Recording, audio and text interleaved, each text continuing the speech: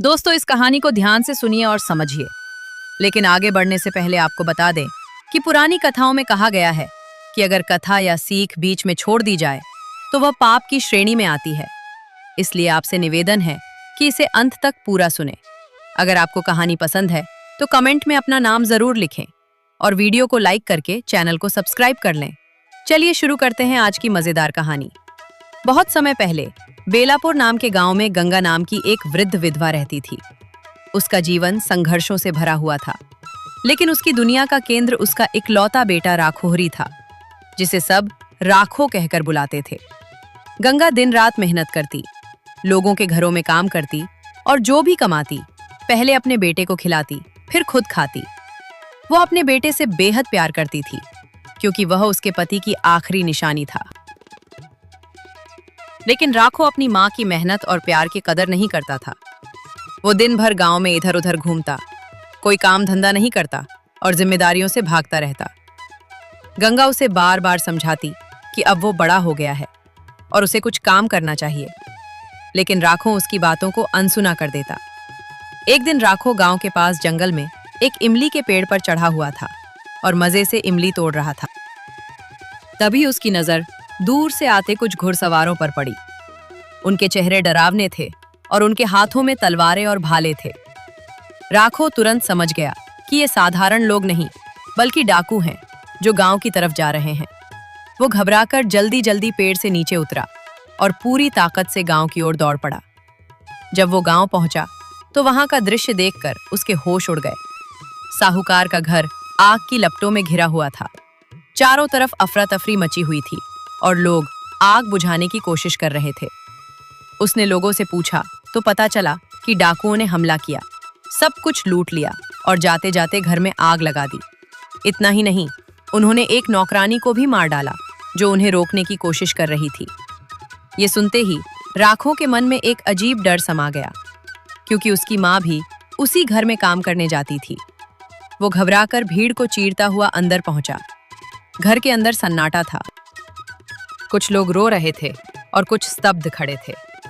तभी उसकी नजर जमीन पर पड़ी, जहां उसकी माँ गंगा खून से लथपथ पड़ी थी। ये दृश्य देखकर राखों के मुंह से एक जोरदार चीख निकल गई। उसकी दुनिया उसी पल उजड़ गई। वो अपनी माँ के पास बैठकर फूट फूट कर रोने लगा। उसे अब एहसास हुआ कि उसकी माँ उसके लिए क्या थी, लेकिन अब बहुत देर हो चुकी थी। माँ के जाने के बाद राखों पूरी तरह अकेला हो गया। अब कोई उसे प्यार करने वाला नहीं था, कोई उसे खिलाने वाला नहीं था। वो दिन भर गांव में यूं ही भटकता रहता, लेकिन किसी को उसकी परवाह नहीं थी। लोग उसे निकम्मा समझते थे और उससे दूरी बनाए रखते थे। धीरे धीरे उसे अपनी गलतियों का एहसास हुआ और अपनी माँ की बातें याद आने लगी। लेकिन पछतावे के अलावा अब उसके पास कुछ भी नहीं था। कुछ दिन ऐसे ही बीत गए। फिर एक दिन उसने फैसला किया कि वो इस गांव में नहीं रहेगा। उसे लगा कि यहाँ उसके लिए कुछ भी नहीं बचा है। अगली सुबह वो उठा और बिना किसी को बताए गांव छोड़कर निकल पड़ा। वो उसी रास्ते की ओर बढ़ा जहां से वे चोर आए थे, यानी जंगल की ओर। उसके मन में दुख, पछतावा और अनिश्चितता का तूफान चल रहा था। चलते चलते वो कुछ ही दूर गया था कि उसे एक आदमी दिखाई दिया जो भारी सामान उठाए बड़ी मुश्किल से चल रहा था। उस आदमी ने राखों को देखा और मदद मांगी। राखो खुद भूखा प्यासा था, फिर भी उसने बिना कुछ सोचे उसका सामान उठा लिया और उसके साथ चल पड़ा। लगभग 2 घंटे बाद वे उसके घर पहुंचे। आदमी ने खुश होकर राखों को कुछ पैसे दिए और साथ ही खाने का एक थैला भी दिया, जिसमें रोटी और सब्जी थी। राखों ने उसका धन्यवाद किया और पहली बार उसे एहसास हुआ कि मेहनत करने से ही सम्मान और भोजन मिलता है। आगे बढ़ते हुए जब उसे प्यास लगी तो वो एक कुएं के पास रुका और पानी पिया। फिर वह एक पेड़ के नीचे बैठकर खाना खाने लगा। तभी एक कुत्ता उसके पास आकर खड़ा हो गया और भूखी नजरों से उसे देखने लगा। राखो ने अपने खाने में से एक रोटी उस कुत्ते को भी दे दी। शायद ये उसके जीवन का पहला निस्वार्थ काम था। खाना खत्म करने के बाद जब वो आगे बढ़ा तो उसने देखा वो कुत्ता उसके पीछे पीछे आ रहा है। अब वो कुत्ता उसका साथी बन चुका था, मानो किस्मत ने उसे अकेलेपन से बचाने के लिए एक दोस्त भेज दिया हो। कुछ दूर चलने के बाद कुत्ता अचानक झाड़ियों के पास जाकर भौंकने लगा। राखो ने जब झाड़ियों में झांक कर देखा तो वो हैरान रह गया। वहां एक बहुत ही सुंदर और ऊंची नस्ल का घोड़ा फंसा हुआ था। राखो ने तुरंत उसे छुड़ाया। घोड़ा बहुत भूखा था, इसलिए बाहर निकलते ही घास खाने लगा। राखो को समझ नहीं आया कि इतना शानदार घोड़ा इस हालत में यहाँ कैसे पहुंचा, लेकिन उसने उसकी लगाम पकड़ ली और उसे अपने साथ ले लिया। अब उसके साथ एक कुत्ता और एक घोड़ा था, दो ऐसे साथी जो आगे चलकर उसकी किस्मत बदलने वाले थे। आगे बढ़ते हुए उसे रास्ते में एक तलवार मिली जिसका दस्ता कीमती हीरों से जड़ा हुआ था। राखो ने तलवार उठाई और ध्यान से देखा। वो समझ गया ये कोई साधारण तलवार नहीं है। थोड़ी दूर आगे उसे खून से सने शाही कपड़े भी मिले। अब उसके मन में शक और गहरा हो गया कि ये सब किसी बड़ी घटना से जुड़ा हुआ है। उसने उन कपड़ों को भी रख लिया और आगे बढ़ता गया। दोपहर तक चलते चलते वो एक नदी के पास पहुंचा। उसने थोड़ा खाना खाया और पानी पीने के लिए आगे बढ़ा ही था कि अचानक झाड़ियों से एक भयानक दहाड़ सुनाई दी। एक खतरनाक बाघ उसकी ओर तेजी से बढ़ रहा था। ये देखकर राखो डर गया, लेकिन उसने खुद को संभालने की कोशिश की। जैसे ही बाघ उस पर हमला करने वाला था, उसका वफादार कुत्ता बीच में कूद पड़ा। कुत्ते ने बाघ का सामना किया और उसे उलझाए रखा। ये मौका पाकर राखो दौड़कर तलवार तक पहुंचा और पूरी ताकत से एक वार किया, जिससे बाघ का सिर कट गया। लेकिन इस लड़ाई में उसका वफादार कुत्ता मारा गया। ये देखकर राखो की आंखों में आंसू आ गए। वो सोचने लगा, जिस कुत्ते को उसने एक रोटी खिलाई थी, वो उसके लिए अपनी जान तक दे गया। इस घटना ने राखो के दिल को झकझोर कर रख दिया। अब वो पहले जैसा लापरवाह लड़का नहीं रहा था। उसके अंदर जिम्मेदारी और भावनाओं की गहराई आ चुकी थी। अपने कुत्ते को वहीं छोड़कर भारी मन से राखो घोड़े के साथ आगे बढ़ गया। कुछ दूर चलने के बाद अचानक एक बड़ा बाज उसके सामने आ गिरा। उसकी टांग घायल थी और वो बेहोश हो गया। राखो ने उसे उठाया, उसके घाव पर पट्टी बांधी और उसे अपने साथ ले लिया। अब उसके पास एक घोड़ा और एक घायल बाज था। शाम ढलने लगी थी और अंधेरा फैलने लगा था। राखो किसी सुरक्षित जगह की तलाश में आगे बढ़ रहा था कि तभी उसे एक बूढ़ा आदमी दिखाई दिया, जिसके पास एक बंदर था। वो आदमी बहुत कमजोर लग रहा था और दर्द से कराह रहा था। राखो तुरंत उसके पास गया और उससे पूछा, क्या हुआ बाबा? बूढ़े ने बताया, उसके सीने में तेज दर्द हो रहा है। राखो ने बिना देर किए उसे सहारा दिया और उसके घर तक पहुंचाने का फैसला किया। थोड़ी दूर चलने के बाद वे एक झोपड़ी तक पहुंचे। राखो ने बूढ़े को चारपाई पर लेटाया और उसकी सेवा करने लगा। बूढ़े ने बताया कि पास में एक हकीम है, जिसकी दवा से उसे पहले भी आराम मिला था। राखो तुरंत के पास गया, दवा लेकर आया और बूढ़े को दी। दवा खाने के बाद बूढ़े को राहत मिलने लगी। ये सब देखकर बूढ़ा भावुक हो गया और उसने राखो को अपने साथ रहने का प्रस्ताव दिया। राखो ने भी ये प्रस्ताव स्वीकार कर लिया। अब उसकी जिंदगी एक नई दिशा में बढ़ रही थी, जहां उसे काम, सीख और एक नया परिवार मिलने वाला था। राखो अब उस बूढ़े मदारी के साथ रहने लगा। उसकी जिंदगी पूरी तरह बदल चुकी थी। जो लड़का कभी दिन भर आवारागर्दी करता था, वैद्य अब मेहनत करना सीख रहा था। राजू उसे बंदर का खेल सिखाता और धीरे धीरे राखो भी उसमें माहिर होता चला गया। वो बूढ़े की सेवा करता, उसके लिए खाना बनाता और हर काम में उसकी मदद करता। घायल बाज भी अब ठीक हो चुका था और मदारी ने उसे कुछ खास करतब सिखा दिए थे। बाज हवा में ऊंचा उड़ता, चीजें उठाकर लाता और लोगों का मनोरंजन करता। अब उनके तमाशे में बंदर के साथ साथ बाज भी शामिल हो गया था, जिससे लोगों की भीड़ पहले से ज्यादा जुटने लगी और उनकी कमाई भी बढ़ गई। एक दिन जब राखो ने मदारी को जंगल में मिली तलवार, घोड़े और खून से सने कपड़ों के बारे में बताया, तो बूढ़ा हैरान रह गया। उसने तुरंत उन कपड़ों और तलवार को ध्यान से देखा और गंभीर होकर बोला, ये कोई साधारण चीजें नहीं हैं।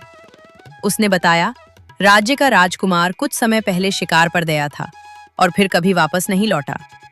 पूरे राज्य में उसकी तलाश की गई, लेकिन उसका कोई पता नहीं चला। राजा ने घोषणा भी कर रखी थी कि जो कोई युवराज के बारे में खबर लाएगा, उसे बड़ा इनाम दिया जाएगा।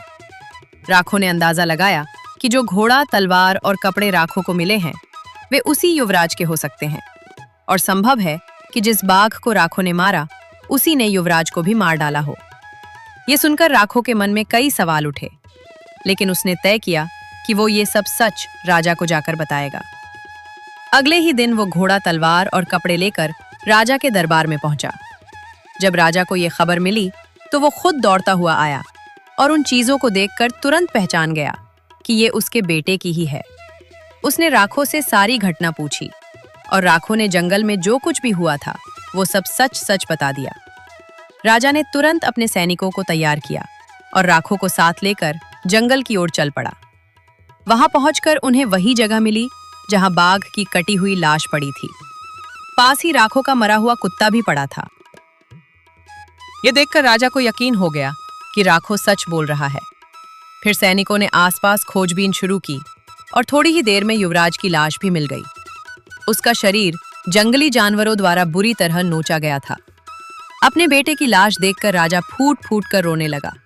पूरा माहौल शोक में डूब गया। युवराज की लाश को महल लाया गया और जैसे ही ये खबर पूरे शहर में फैली, हर तरफ मातम छा गया। रानी अपने बेटे की लाश देखकर बेहोश हो गई और फिर होश में नहीं आई। पूरा राज्य दुख में डूब गया। बाजार बंद हो गए, लोग रोने लगे और हर तरफ उदासी फैल गई। राखो ये सब देखकर बहुत दुखी हो गया। उसे लगा अगर वो ये खबर लेकर महल नहीं आता तो शायद रानी की ये हालत नहीं होती। वो खुद को इसका जिम्मेदार मानने लगा। जब उसने ये बात बंदर को बताई तो बूढ़े ने उसे समझाया, इसमें तुम्हारा कोई दोष नहीं है। जो होना था वो पहले ही हो चुका था। तुमने तो सिर्फ सच बताया है। इसके बाद राखो और राजू अपनी रोजमर्रा की जिंदगी में लौट आए। रोज शहर में जाकर तमाशा दिखाते, पैसे कमाते और अपना गुजारा करते। धीरे धीरे राखो पूरी तरह बदल चुका था। अब वो मेहनती, समझदार और जिम्मेदार बन गया था। वो खुद ही तमाशा दिखाता और बूढ़े को आराम देता। एक दिन जब राखो और राजू तमाशा दिखाकर लौट रहे थे तो अचानक राजू के सीने में तेज दर्द उठा।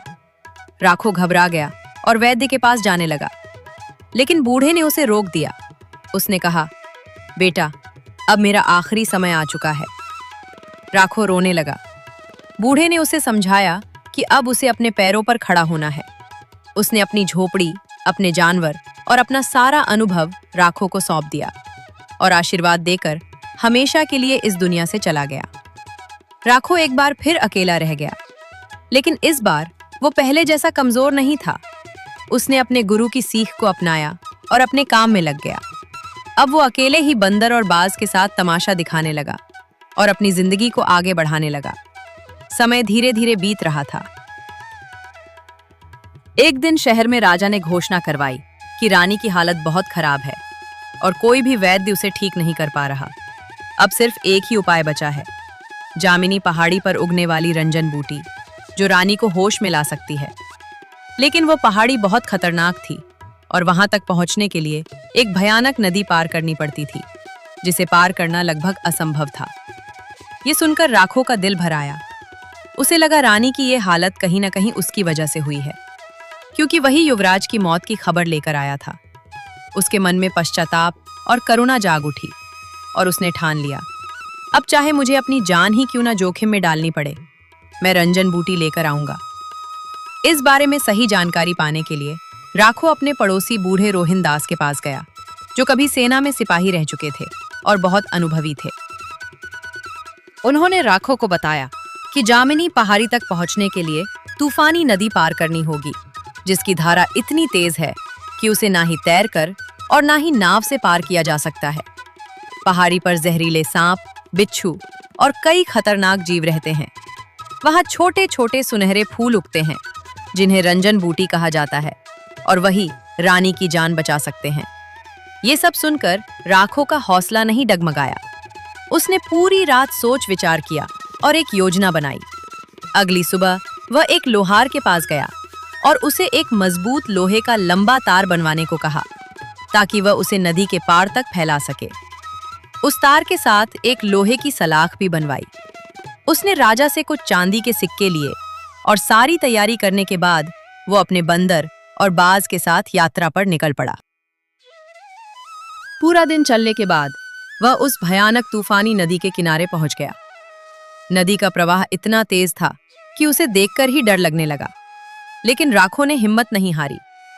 उसने लोहे के तार का एक सिरा सलाख से बांधा और बाज को इशारा किया। समझदार बाज उस सलाख को अपने पंजों में पकड़कर उड़ गया और नदी पार करके पहाड़ी की चोटी पर छोड़ आया। दूसरी तरफ से राखो ने तार को खींचा, जिससे सलाख चट्टानों के बीच फंस गई। अब उसने तार का दूसरा सिरा एक मजबूत पेड़ से बांध दिया। सब कुछ तैयार होने के बाद राखो उस तार पर लटककर धीरे धीरे फिसलता हुआ नदी पार करने लगा। ये बेहद जोखिम भरा काम था। नीचे तेज बहती नदी और ऊपर संतुलन का खतरा, लेकिन उसने हिम्मत और अभ्यास के बल पर यह मुश्किल पार कर ली। पहाड़ी पर पहुंचकर उसने जल्दी जल्दी रंजन बूटी के सुनहरे फूल इकट्ठा किए और उन्हें सुरक्षित रखा। जहरीले जानवरों से बचते हुए वह फिर उसी तार के सहारे वापस नदी के इस पार आ गया, जहां बंदर और बाज उसका इंतजार कर रहे थे। अब राखो ने राहत की सांस ली और वापसी की यात्रा शुरू की। रास्ते में उसे प्यास लगी तो वह एक झरने के पास पानी पीने रुका। वहीं उसकी नजर एक अजनबी आदमी पर पड़ी, जो उस सुनसान जगह में अकेला घूम रहा था। राखो को शक हुआ और वो छिपते छिपाते उसका पीछा करने लगा। वो आदमी एक गुफा में घुस गया। राखो भी धीरे से उसके पीछे अंदर गया और जो उसने देखा वो चौंकाने वाला था। गुफा के अंदर ढेर सारे हथियार और खजाने से भरे संदूक रखे हुए थे। वो आदमी एक संदूक खोलकर उसमें से गहने निकाल रहा था और खुद से बड़बड़ा रहा था। वो अपने साथियों को धोखा देकर ये सारा खजाना लेकर भाग जाएगा। तभी राखो की नजर एक जोड़ी चूड़ियों पर पड़ी, जिन्हें वो तुरंत पहचान गया। वह उसकी माँ की चूड़ी थी।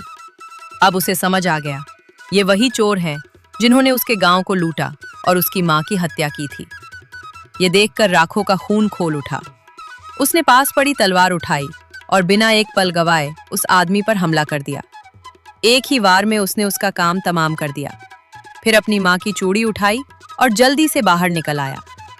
अब उसके दिल में बदले की आग और न्याय की भावना दोनों जल रही थी। इसके बाद वह तेजी से राजमहल की ओर चल पड़ा। उसे न केवल रानी की जान बचानी थी, बल्कि उन चोरों को भी सजा दिलानी थी जिन्होंने उसका सब कुछ छीन लिया था। राखो तेजी से राजमहल पहुंचा। उसके हाथ में रंजन बूटी थी और मन में एक ही उद्देश्य, रानी की जान बचाना। महल में पहुंचते ही उसने राजा को सारी बात बताई और रंजन बूटी वैद्यों को सौंप दी। वैद्यों ने तुरंत उस बूटी से दवाई बनाई और रानी को पिला दी। कुछ ही समय में असर दिखने लगा। रानी की बंद आंखें धीरे धीरे खुली और वो होश में आ गई।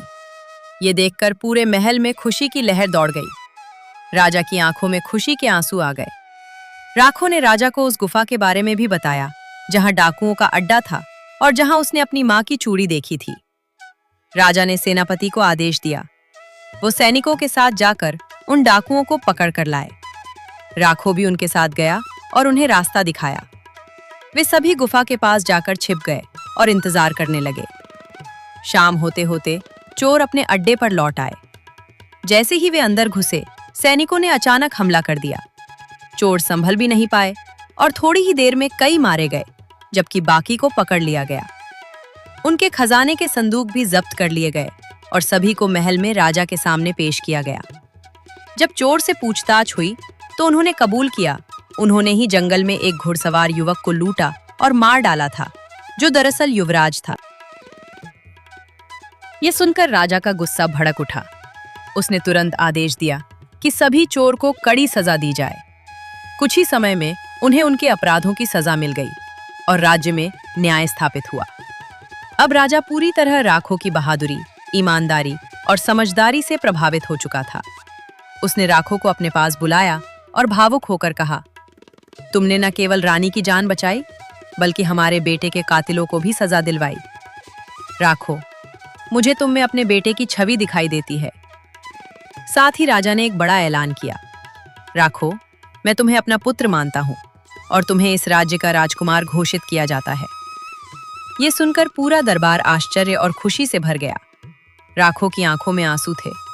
उसे अपनी माँ की याद आ रही थी। अगर वो आज जीवित होती तो अपने बेटे को इस मुकाम पर देखकर कितनी खुश होती। इस तरह राखो की जिंदगी पूरी तरह बदल गई। राखो की कहानी ये सिखाती है कि इंसान चाहे जितना भी भटका हुआ क्यों ना हो, अगर वो सही समय पर सही रास्ता चुन ले तो उसकी किस्मत भी बदल सकती है।